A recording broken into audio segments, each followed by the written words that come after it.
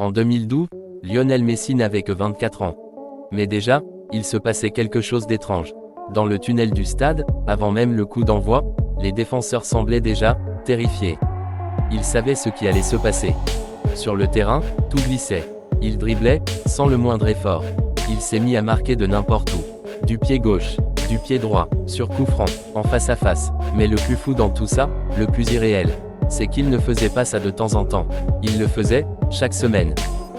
Puis, les chiffres sont devenus totalement irréels. 10 buts, 20 buts, 40 buts, 60 buts. Le monde entier regardait les matchs du Barça juste pour voir une chose. Pour voir combien de buts Messi allait encore marquer ce soir-là. Et à la fin de l'année. 91 buts. Mais les statistiques ne racontent pas tout. Le vrai problème, c'était la peur. Quand Messi touchait le ballon, le stade tout entier retenait son souffle. Les défenseurs reculaient, les gardiens hésitaient, parce qu'ils savaient qu'ils pouvaient détruire leur match, à n'importe quel moment. Et parfois, on aurait dit que le football était entièrement scripté, pour lui. 91 buts en une seule année civile.